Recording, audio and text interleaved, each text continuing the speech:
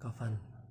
झोपड़े के द्वार पर बाप और बेटा दोनों एक बुझे हुए अलाव के सामने चुपचाप बैठे हुए थे और अंदर बेटे की जवान बीवी बुधिया प्रसव वेदना में पछाड़ खा रही थी। रह रह कर उसके मुंह से ऐसी दिल हिला देने वाली आवाज़ निकलती थी कि दोनों कलेजा थाम लेते थे। जाड़ों की रात ही प्रकृति सन्नाटा में डूबी हुई थी। सारा गांव अंधकार में लय हो गया था। घीसू ने कहा, मालूम होता है बचेगी नहीं, सारा दिन दौड़ते हो गया। जा देख तो आ। माधव चिढ़कर बोला, मरना ही है तो जल्दी मर, क्यों नहीं जाती? देख कर क्या करूं? तू बड़ा बेदर्द है बे। साल भर जिसके साथ सुख चैन से रहा, उसी के साथ इतनी बेवफाई। तो मुझसे तो उसका तड़पना और हाथ पांव पटकना नहीं देखा जाता। चमारों का कुनबा था और सारे गांव में बदनाम। घीसू एक दिन काम करता तो 3 दिन आराम करता। माधव इतना कामचोर था कि 8 घंटे काम करता तो घंटे भर चिल्लम पीता। इसलिए उन्हें कहीं मजदूरी नहीं मिलती थी। घर में मुट्ठी भर भी अनाज मौजूद उनके लिए काम करने की कसम थी। जब 2-4 फाके हो जाते, पेड़ पर चढ़कर लकड़ियाँ तोड़ लाता और माधव बाजार में बेच लाता, और जब तक वह पैसे रहते दोनों इधर उधर मारे मारे फिरते। गांव में काम की कमी न थी। किसानों का गांव था। मेहनती आदमी के लिए 50 काम थे, मगर इन दोनों को उसी वक्त बुलाते जब 2 आदमियों से एक का काम पाकर भी संतोष कर लेने के सिवा और कोई चारा न होता।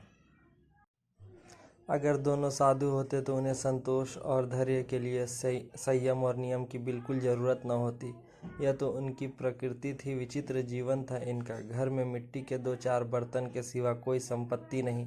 फूटे चिथड़ों से अपनी नंगता को ढाके हुए जिए जाते थे। संसार की चिंताओं से मुक्त, कर्ज से लदे हुए। गालियाँ भी खाते, मार भी खाते, मगर कोई गम नहीं। दिन इतने की वसूली की बिल्कुल आशा न रहने पर भी लोग इन्हें कुछ न कुछ कर्ज दे देते थे। मटर आलू की फसल में दूसरों के खेतों से मटर या आलू उखाड़ लाते और भून भून कर खा लेते, या 10-5 ऊख उखाड़ लाते और रात को चूसते। घीसू ने इसी आकाशवृत्ति से 60 साल की उम्र काट दी और माधव भी सपूत बेटे की तरह बाप ही के पद चिन्हों पर चल रहा था, बल्कि उसका नाम और भी उजागर कर रहा था। इस वक्त भी दोनों अलाव के सामने बैठकर आलू भून रहे थे, जो कि किसी खेत से खोद लाए थे। घीसू की स्त्री का तो बहुत दिन हुए देहांत हो गया था।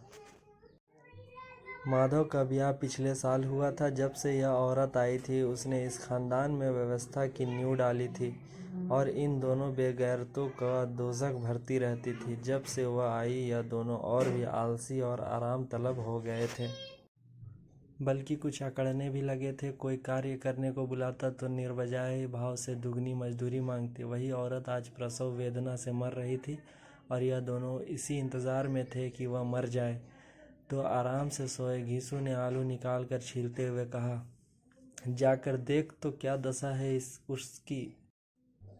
चुड़ैल का फिसाद होगा और क्या। यहाँ तो ओझा भी 1 रुपया मांगता है। माधव को भय था कि वह कोठरी में गया तो घीसू आलूओं का बड़ा भाग साफ कर देगा। बोला, मुझे वहाँ जाते डर लगता है। डर किस बात का है, मैं तो यहीं हूँ ही। तो तुम ही जाकर देखो ना। मेरी औरत जब मरी थी तो मैं 3 दिन तक उसके पास से हिला तक नहीं था, और फिर मुझसे लजाएगी कि नहीं, जिसका कभी मुंह नहीं देखा। आज उसका उगड़ा हुआ बदन देखो। उसे तन की सुध भी तो ना होगी। मुझे देख लेगी तो खुलकर हाथ पाँव भी ना पटक सकेगी। मैं सोचता हूँ कि कोई बाल बच्चा हो गया तो क्या होगा। सोंठ गुड़ तेल कुछ भी तो नहीं है घर में। सब कुछ आ जाएगा, भगवान दे तो। जो लोग अभी तक पैसा नहीं दे रहे हैं, वे ही कल बुलाकर रुपया देंगे। मेरे 9 लड़के हुए, घर में कभी कुछ न था, मगर भगवान ने किसी न किसी तरह बेड़ा पार ही लगाया।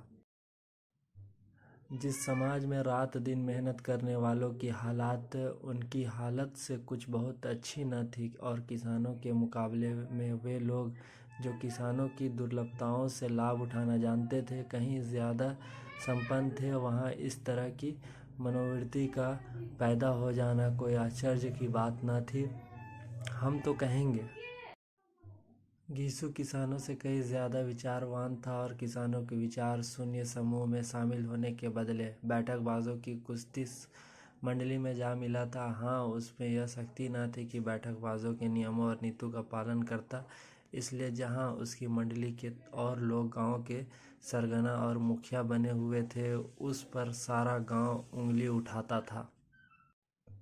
फिर भी उसे यह तस्कीन तो थी कि अगर वह फटेहाल है तो कम से कम उसे किसानों की सी जी तोड़ मेहनत तो नहीं करनी पड़ती, और उसकी सरलता और निरीहता से दूसरे लोग बजाय फ़ायदा तो नहीं उठाते। दोनों आलू निकाल निकाल कर जलते जलते खाने लगे।